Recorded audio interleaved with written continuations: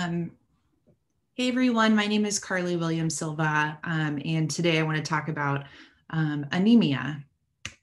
I have no disclosures and a brief sort of outline or objectives of my talk today. First and foremost is an overview of anemia for the internist. Much of this presentation will be review, but I hope that it will, some of us will maybe learn something or relearn something that we once knew. Also, I'll go over a review of pertinent lab workup and interpretation, go through an anemia differential by MCV, and I have a series of board review questions that will cover iron deficiency anemia, inflammatory anemia, anemia of CKD, anemia of nutrient deficiencies, and hemolytic anemia. And then lastly, I will briefly talk about some transfusion guidelines. And of note, this presentation doesn't include hematologic malignancies, inherited anemia disorders, or infectious causes of anemia, because there just simply is not enough time. And so getting into the definition of anemia, I think this is something that we all see quite a bit. Diagnosis is made on CBC, where you have either low hemoglobin, hematocrit, or RBC count, often all three. But physiologically, anemia is a reduction of oxygen and CO2 carrying capacity of the red cells, resulting in insufficiency in meeting the body's needs. Manifestation of anemia is largely dependent on kind of how acutely it happens. One patient might present clinically with severe symptoms, chest pain, shortness of breath, headache, fatigue, kind of, inability to perform any tasks with a hemoglobin of 9. And someone else might walk in feeling at their baseline and with a completely different complaint and have a hemoglobin of 5. Briefly, some epidemiology that I found from the World Health Organization's database on anemia. A little bit out of date, this covers data from 1993 to 2005, but the bits and pieces of data that I was able to find that are from more recent times, as one might expect, just increase as the world's population has increased. So kind of points that I wanted to make were that at this time, 1.62 billion, I think it's closer to 2 billion now, or 25% of the global population is anemic. 47% of preschool aged children, 41% of pregnant individuals, and 24% of the elderly at this time were classified as anemic. The most common etiology is iron deficiency anemia, though rarely in isolation, often accompanied by heavy blood loss, so often through menstruation or from GI parasites, infections, micronutrient deficiencies, and hemoglobinopathies. The impacts are vast and far-reaching, increased maternal and child mortality, kind of decreased or stunted development for children mentally and physically, and decreased adult productivity. As one might expect, this disproportionately affects individuals with poor access to healthcare, inadequate access to nutrient-rich food, and impoverished communities. When one is working a patient up for anemia, presumably you've already gotten the CBC, which has revealed the anemia, but would recommend probably these 4 studies that I've bolded here. And the remainder of the ones that I've listed here are also important, but these will kind of be your first 4 and will kind of dictate which ones to get first kind of as a next step. So CBC, iron studies, reticulocyte count, and a peripheral blood smear. I've included this slide just sort of for completeness. I feel confident that we're all largely familiar with the CBC and the components of a CBC, but just briefly, it has all of the cell counts and also red cell indices will show up there. And so I, again, included this just for completeness if anybody ever wanted to refer back to it, but mostly I want to focus on these values. Hemoglobin, hematocrit, MCV, which stands for mean corpuscular volume, with the caveat that if you have a bunch of cells of various sizes, your red cell distribution might be elevated, leading to like a falsely normal MCV. And also reticulocyte count, which I realize is not part of a CBC, but kind of falls into a similar category. Normal ranges, just briefly to review, and I will state that these ranges include trans folks who are on stable hormone regimens. For hemoglobin, men 13.5 to 17.5, and women 12 to 15.5. Hematocrit, men 38.3 to 48.5, and women 35 to 35.5 to 44.9. MCV and femtoliters is 80 to 100, and reticulocyte percentage should be 2 to 2.5 or below. And reticulocytes, again, are just young red blood cells. Next kind of set of labs that I wanted to review were iron studies. And this one I feel like is worth kind of going over briefly. My brief definitions are refreshers of what each of these are and what they stand for. So total serum iron is the Fe3+ that's bound to serum transferrin and present in the serum. Also, ferritin is an intracellular iron storage protein. Levels are indicative of total body iron stores. This can be elevated in anemia and liver disease because it's an acute phase reactant, but generally is only low in iron deficiency. Transferrin is a transport protein that lives in the plasma and binds iron and transports it around. TIBC, or total iron binding capacity, is the amount of transferrin that is available for iron to bind to. So the transferrin that doesn't have an iron yet. Again, if this is increased, it suggests iron deficiency. If it's reduced, also an acute phase reactant, can happen in chronic disease or an iron overload. Transferrin saturation is kind of related to the TIBC in that it's the percent of transferrin that's bound to iron. And for those that like visual representations, a quick, simple illustration. This is a blood vessel, and don't be confused by these round red things. Those are not actually red blood cells in this scenario. They're transferrin molecules. And the two on the left have serum iron that's bound, and then the other two don't have any iron. So the ones that don't have iron bound represent the total iron binding capacity and that they can accept iron. And then up at the top, you see the gray dots are ferritin, and that's a storage molecule for iron. Again, that's stored in the liver, the bone marrow, and can also exist in lots of different cells in the body, including macrophages. Quick shout out to ferroportin, which is a membrane protein, and that is how serum iron gets into these tissues or into these cells. All right. And so iron, we care about all iron studies, but the ones that I kind of wanted to focus on are the serum iron, the ferritin, the total iron binding capacity, and the transferrin saturation. I included this chart because I refer to it no less than like twice a week because it's just for some reason not something that sticks in my brain. And we will come back to it again later in the presentation.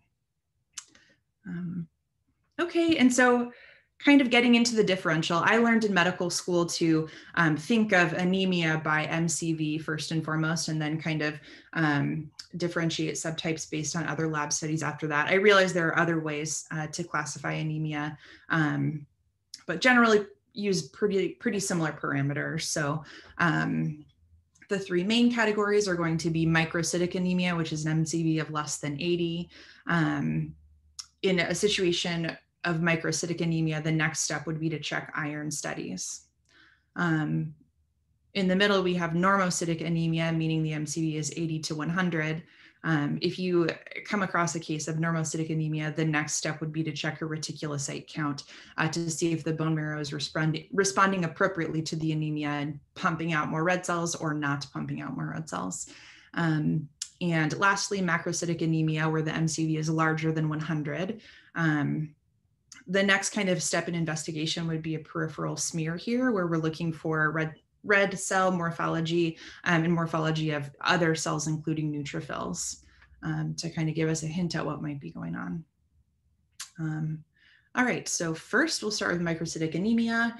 The differential here, amongst other things, is iron deficiency, inflammatory anemia, also known as anemia of chronic disease, and thalassemia.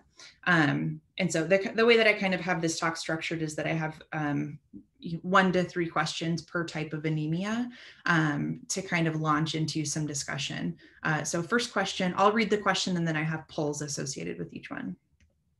Question 1, a 28-year-old woman is evaluated for decreased exercise tolerance and ice cravings for the past several weeks. Medical history is notable for Crohn's colitis, diagnosed 6 years ago. Her symptoms flared 3 months ago with increased abdominal pain and diarrhea, and she began therapy with azathioprine and infliximab. Her only medication is ferrous sulfate tablets, 325 milligrams once daily, which she has been taking for 6 weeks after being diagnosed with iron deficiency anemia. Her hemoglobin level at that time was 8.2. On exam, her vitals are normal. She is thin with pale conjunctiva and nail beds. Cardiac exam reveals a 2 of 6 systolic flow murmur, and the rest of the exam is unremarkable. Lab studies today show a hemoglobin of 7.5 and a serum ferritin level of 1. And so my question is, which of the following is the most appropriate treatment? IV iron, oral iron in liquid form, oral iron tabs 3 times daily, or sustained release iron preparation?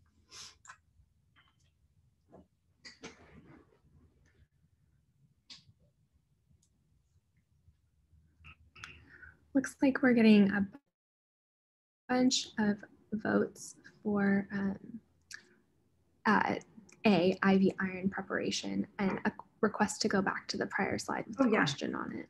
I meant to do that. Oops.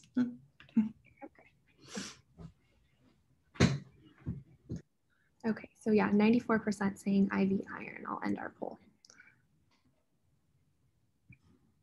Okay.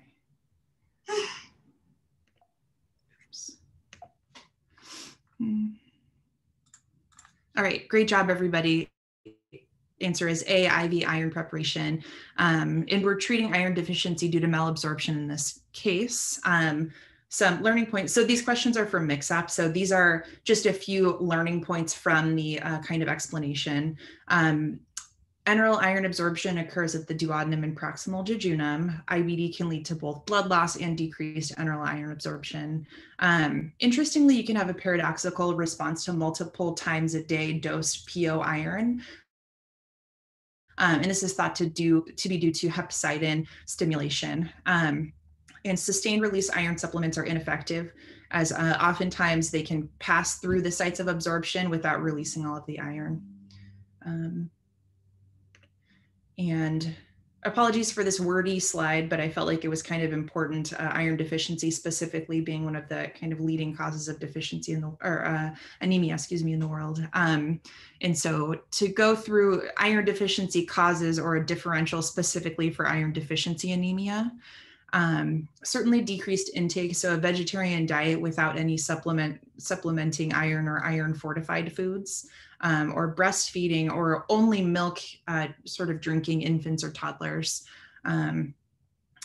As a recap, heme iron comes from animal products and is readily absorbed. Non-heme iron comes from plant products, also well absorbed, but takes longer to process. There are more steps. Next category I would say is malabsorption. So much like the young woman in the question that we just had who had IBD, but also celiac, atrophic gastritis, and H. pylori, folks who have had bariatric surgery that may have bypassed the duodenum, and some medications, so PPIs and antacids, anything that can decrease the acid content of the stomach, can lead to decreased iron absorption, especially with supplements, as many of them rely on the acidic environment, but also calcium supplementation, particularly if it's taken at the same time as taking an iron supplement or iron-rich food, as it inhibits absorption of iron. Blood loss, I think, is a pretty obvious one, or one that I at least kind of go to whenever I have a patient who's anemic. I wonder, where is the blood coming from? And so, you know, sources, certainly in our elderly folks, I worry about blood loss through the GI tract if they haven't been screened for colon cancer. But parasitic infections in the GI tract are another very common reason for blood loss anemia in the kind of global setting. And then other reasons for people to bleed: hemoptysis, heavy menstruation, pregnancy, hematuria, and blood loss in the hemodialysis circuit, frequent phlebotomy.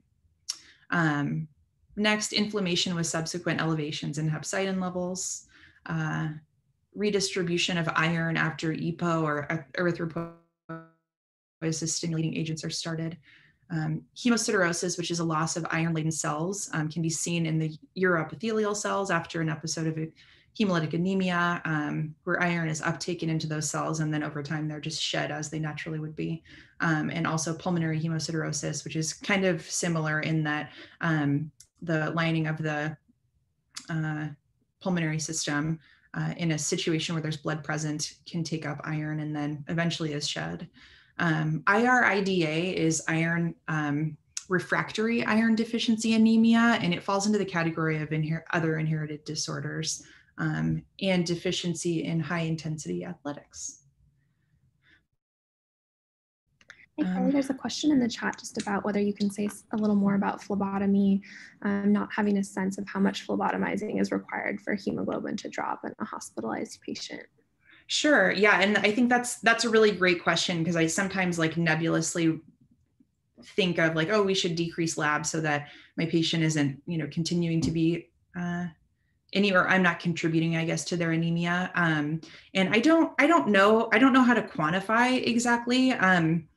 I guess in this setting, hemodialysis related would be somebody with chronic or end-stage kidney disease who has other reasons for anemia, and frequent labs are not helping, but might be important to kind of guide their treatment. But I think that's a really great question, something I'd like to look into. Okay.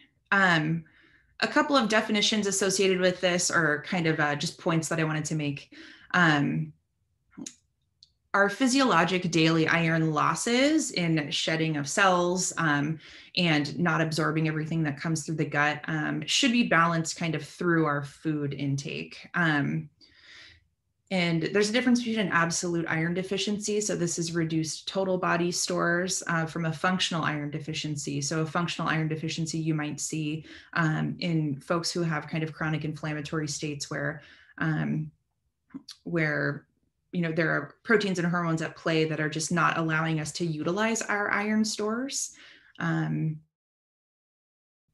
And just briefly, thresholds for iron deficiency, so not necessarily anemia, but iron deficiency by comorbidities or lack thereof.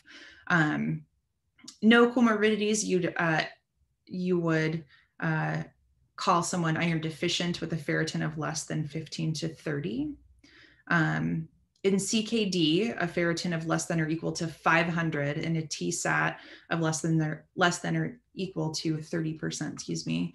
And this is per the, I don't know if it's pronounced KDIGO, but that's what I'm going to call it, guidelines, which is the Kidney Disease Improving Global Outcomes guidelines.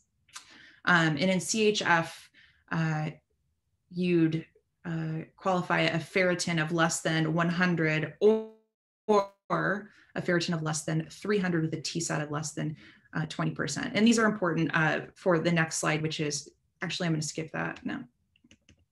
I'll come to this one really quickly because it's kind of pertinent, because we'd treat all patients with iron deficiency anemia and most patients with iron deficiency without anemia. And kind of the way you think about that is calculation of the total iron deficit with the Ganzoni equation, which thankfully is available on MD Calc. And I've written it here too, but you can supplement iron with PO options, IV options, and then red cell transfusion is really, we try to be very conservative about it, and it's really reserved for life-threatening anemia. Okay, We've got a question in the chat too, just about whether there's any role for screening for iron deficiency, since so many people can have it without being anemic. I'm so sorry. Could you say that one more time? Or maybe yeah. A question about should we be screening for iron deficiency, since so many people can be iron deficient without being anemic? Yeah, I think if people are symptomatic, it's reasonable to check iron studies. And I also think the management of certain other chronic diseases, part of it is to check iron studies like CKD and heart failure. But I don't actually know specifically if it's recommended for people who, are asymptomatic or over a certain age with no comorbidities. So another great question that I will try to find out the answer to.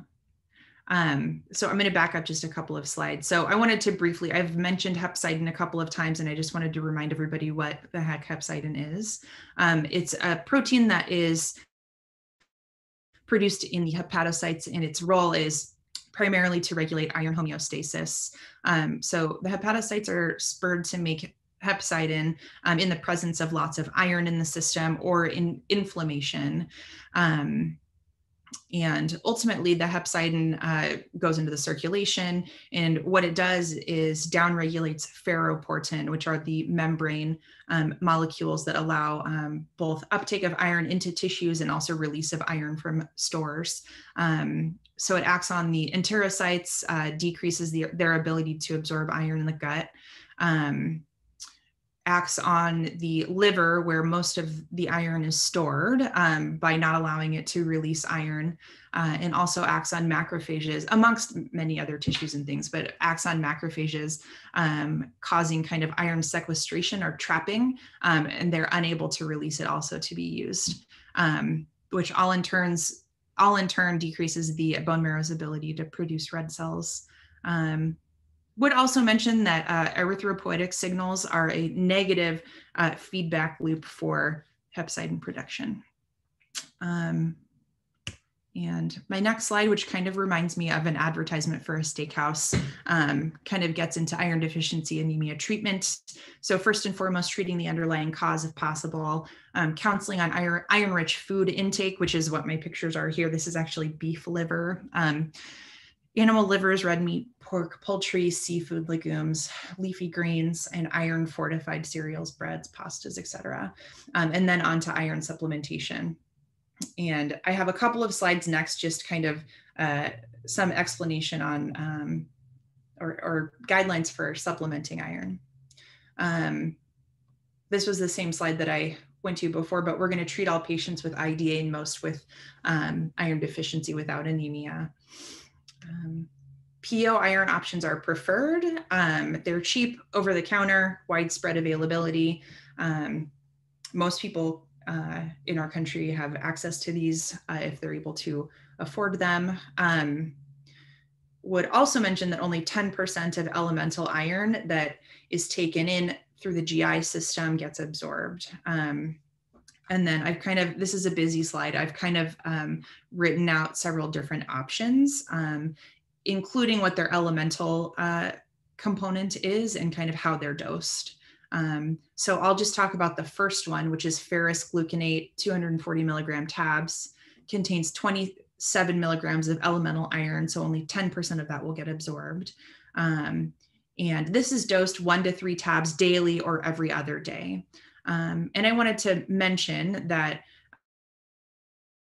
lower daily doses or every other day dosing can be advised for folks that can't tolerate the daily dosing due to GI, mostly GI side effects are what people experience, nausea, constipation, dark stools, and it can be really uncomfortable. So sometimes every other day dosing can be more tolerable and people will be able to be adherent to a regimen. But also daily dosing is something that's very commonly done too. And it all kind of depends on the patient's iron deficit and how quickly we're trying to replete it. PO iron therapy usually is required for 3 to 6 months. And it's based on serial ferritin and hemoglobin checks. Different people will have different kind of repletion rates as they, absorb different amounts. So it's hard to say exactly how much, for each person. It's something that has to be monitored over time. IV iron options, indications include inability to tolerate PO, lack of response to PO, so malabsorption type situations, or need for urgent repletion like surgery or severe symptoms. Again, dosing is guided by total body iron deficit, initial dosing and repeat dosing. These are more expensive. They require access to an infusion center or an infusion site. And sometimes dosing can be dictated by how often somebody is available to get infusions, like hemodialysis patients are available more often sometimes. A few examples here. And IV iron is indicated as a first line treatment in IBD CKD, chemo-induced anemia, and after bariatric surgery. All right. Okay, I think we're on to the next question now. A 52-year-old woman with recent diagnosis of adenocarcinoma is seen for follow-up to discuss management plans. Medical history is notable for an 80-pack year history of smoking. She takes no medications. On exam, she is afebrile, blood pressure is 110/75, pulse rate is 99, and respiration rate is 20. Oxygen saturation is 95% on ambient air. Temporal wasting is noted. Pulm exam reveals decreased breath sounds in the right upper lobe, and the remainder of the exam is unremarkable. A peripheral blood smear is normal. A chest radiograph shows a right upper lung mass and bilateral hilar and mediastinal lymphadenopathy. She will begin chemotherapy for the non-small cell lung cancer. Her labs are notable for a hemoglobin of 10.6, a white count of 9.7, MCV of 87. Iron studies show a ferritin of 430, iron of 30, a TIBC of 200, and transferrin SAD of 15%. And my question, which I think everybody can probably already see, or you can just give you the answer, is which of the following is the most appropriate treatment for this patient's anemia? Erythropoietin, oral ferrous sulfate, parenteral iron sucrose, or no treatment?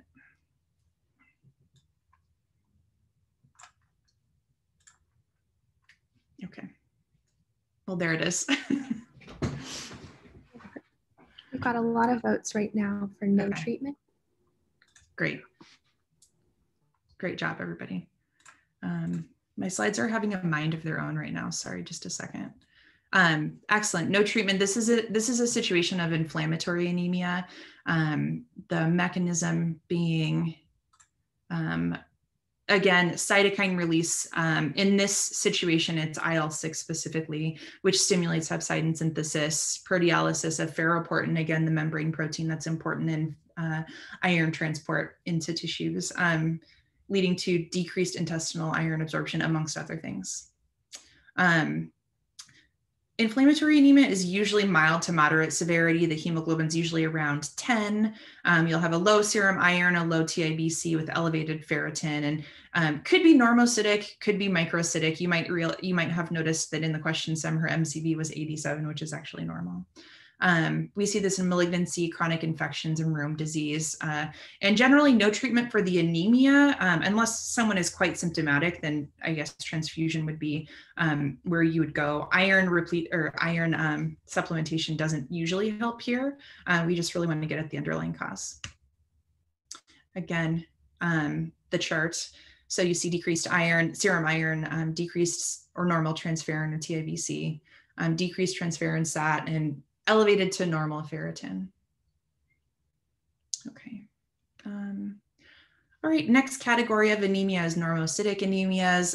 You can see this in hemorrhage or hemolysis. Anytime you're losing red cells, in erythropoietin deficiency, so inability to effectively make red cells, or problems with the bone marrow, including blood cancers, pure red cell aplasia, aplastic anemias, and other marrow failure syndromes. Okay, and next question is an 80-year-old woman is evaluated for fatigue and exertional dyspnea over several months. Medical history is significant for longstanding hypertension, but she has not been adherent with her medications. On exam, her vitals are normal except for a blood pressure of 180/110. She is frail with pallor of mucous membranes and nail beds. The remainder of the exam is normal. Labs are notable for a hemoglobin of 9, a white count of 8.7, an MCV of 85, a platelet count of 380.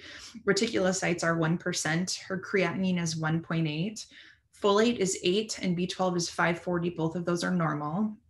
And her iron studies show a ferritin of 120, an iron of 70, and a TIBC of 250. All of those are normal also.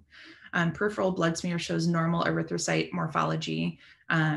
Actually, I'll have to check the iron studies, but anyway. On kidney ultrasound, her kidneys are small bilaterally with echographic features suggestive of chronic kidney disease. All right. The question is, which of the following is the most likely cause of this patient's anemia? Erythropoietin deficiency, inflammation, iron deficiency, or myelodysplastic syndrome?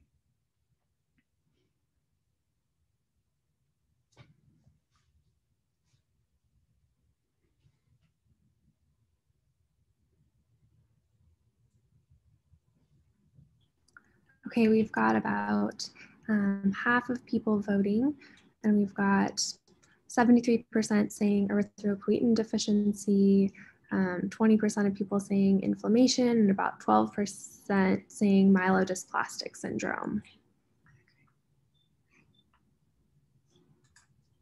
All right.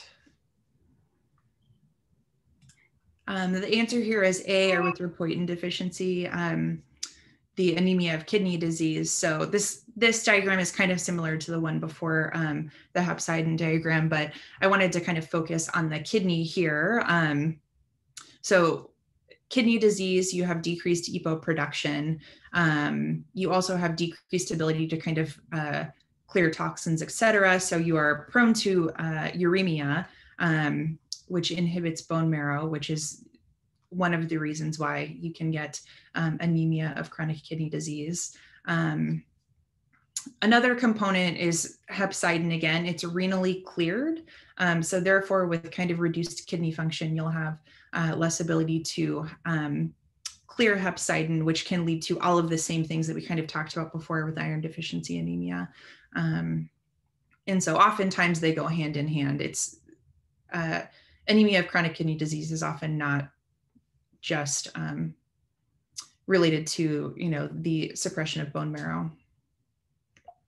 Oops.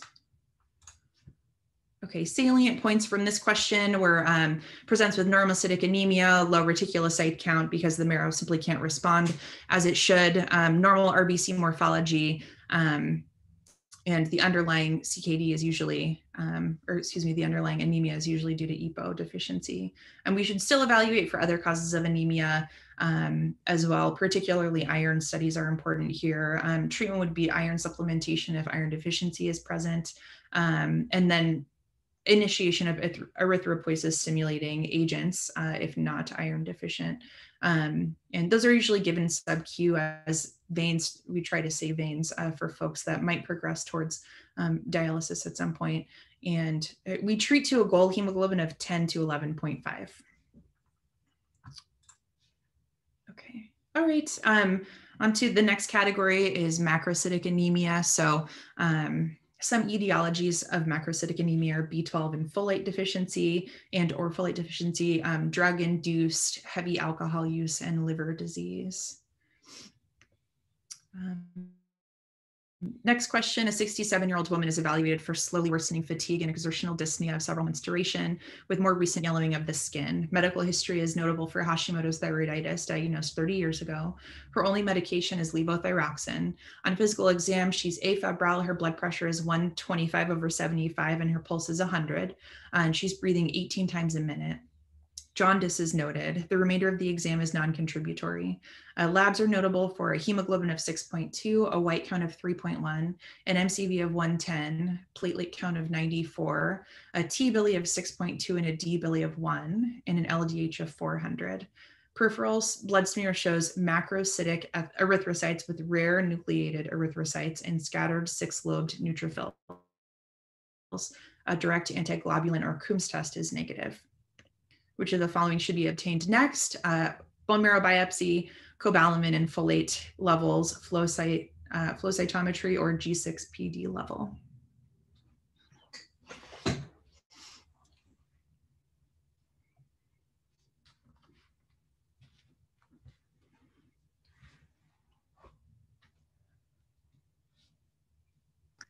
Okay, we've got about 20 people responding. 75% are saying B12 and folate levels, 20% saying bone marrow biopsy. Awesome.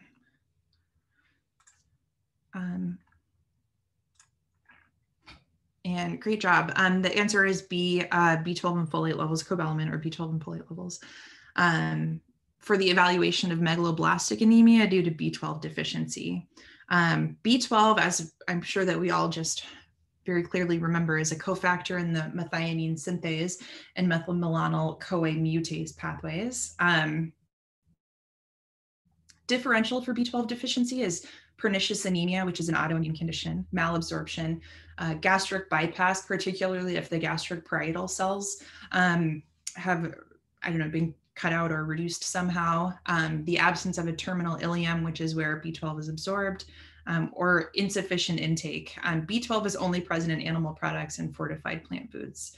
Workup for pernicious anemia would include the evaluation for intrinsic factor antiprurital cell antibodies.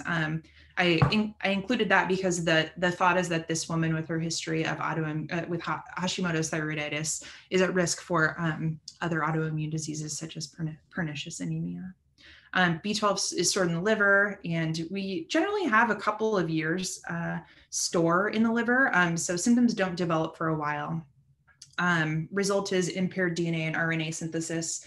And I would mention that megaloblasts result from slowed nuclear division relative to cytoplasmic maturation. So the cytoplasm is maturing and the cell is not dividing as quickly as it should. So you just get these big old cells. Presents similarly to folate deficiency. You can differentiate the two by checking methylmalonic acid or MMA, which should be elevated in B12 deficiency. And my next slide, we'll just glance at. Oops. We're not going through this. I just wanted to show B12 as a cofactor here, ultimately in the DNA synthesis pathway. Okay, next question is a 56-year-old man is brought to the emergency department after being found lying unresponsive in the local train station. Medical history is significant for chronic heavy alcohol use, and he is unhoused. The patient is a frequent visitor to the emergency department for minor trauma and ailments. His last visit was 6 months ago. Until that time, the patient lived in various shelters and received at least one nutritious meal per day. His whereabouts and living circumstances since that time are unknown. His medical history is otherwise not significant. In his last visit to the emergency department, he was taking no medications. On physical exam, his vital signs are normal. The patient is disheveled, cachectic, and malodorous. He moans in response to painful stimuli and moves all extremities. He has poor dentition and hepatomegaly is noted. His labs are significant for a hemoglobin of 7.4, a white count of 4.2, an MCV of 110, a platelet count of 97, reticulocyte count of 1%, and BAL of 500. Hypersegmented neutrophils are seen on the peripheral smear. Which of the following is the most likely cause of this patient's anemia?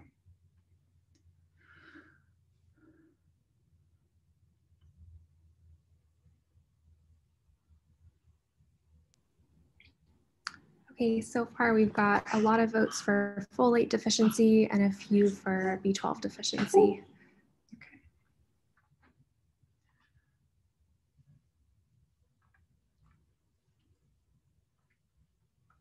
All right. Excellent. This one is folate deficiency. You suspect folate deficiency again in macrocytic megaloblastic anemia. Folate stores only last a few weeks, so can develop pretty rapidly. So folks that are at risk for malnutrition, like those that with chronic heavy alcohol use, could be at risk for folate deficiency. Again, folate-rich foods include beef liver, legumes and grains and veggies, especially leafy greens, and differentiated from B12 again with an MMA. All right. Next category that I wanted to briefly touch on is hemolytic anemias. These generally have a normal MCV. Differential here includes alloimmune, like transfusion reactions, autoimmune, drug-induced envenomation, enzymopathies, hemoglobinopathies, infections, or membranopathies. Lots of categories here. I did not have a chance to delve too deeply into it, but we do have one example question. A 52-year-old man is evaluated in the emergency department for decreased exercise tolerance and yellowing of the eyes for the past 3 days. He was diagnosed with leprosy 6 days ago and began antibacterial therapy 4 days ago. His complete blood count at that time was normal. He is a Haitian immigrant. Medications are dapsone, rifampicin, and clofazimine. On physical exam, he is afebrile. His blood pressure is 125/75. His pulse is 100, and his respiration rate is 18. He has icteric sclera. Cardiac exam reveals a grade 2 of 6 systolic flow murmur. Multiple raised erythematous papules and decreased sensation are noted on the back and hands. No organomegaly is observed. Labs are notable for undetectable haptoglobin, a hemoglobin of 5.6, leukocyte count of 5.6, a platelet count of 223, and a reticulocyte count of 12%. Examination of the peripheral blood smear shows bite cells. The direct antiglobulin Coombs test is negative. And which of the following is the most appropriate immediate management? A, administer prednisone, B, administer rituximab, C, discontinue dapsone, D, measure ADAM TS13 activity, or E, measure glucose 6-phosphate dehydrogenase level.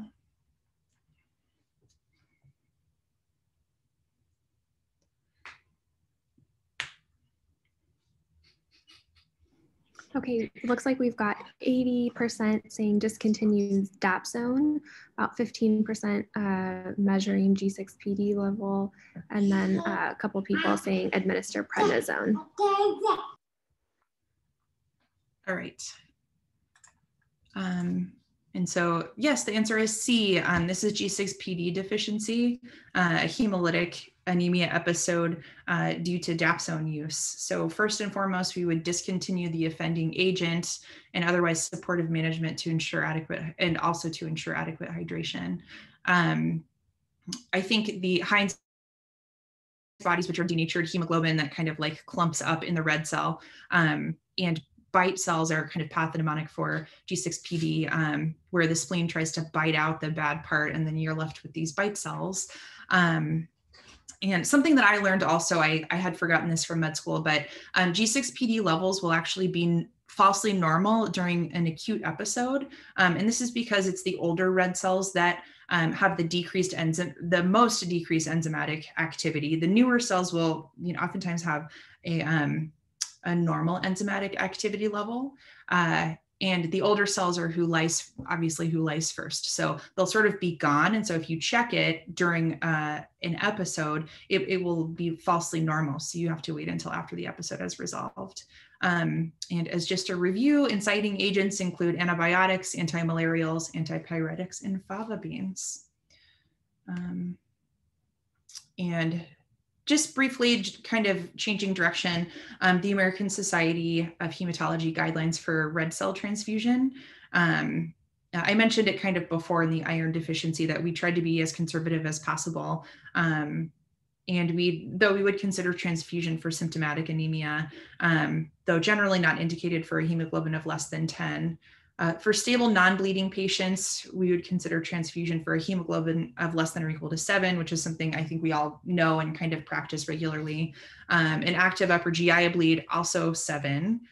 For active ACS, there is recommendation to transfuse for less than or equal 8, hemoglobin of less than or equal to 8. Though there are ongoing trials that are kind of comparing restrictive versus liberal transfusion strategies. And the last one here I kind of debated whether or not I should put in, because critically ill doesn't really specify what's wrong with the patient. But generally, even in the ICU, we stick to a hemoglobin of less than or equal to 7 for transfusion, except for in cases of ACS, like I mentioned. But I think that this, with the caveat that this really depends on what kind of is going on with the patient, and certainly wouldn't apply to just anyone that's critically ill. And here are my references. And this is my whole presentation. This is a picture from Sedona, Arizona, where I was this last Sunday. And I thought it was applicable because it's all over the red rock is obviously iron replete. And I thought I would include this picture. Thank you, everybody. Thank you for an awesome talk. The chat has been super active with everybody kind of answering questions and collaborating, so thank you. I will make sure these slides are up on the website too. And John Cho asked me to share some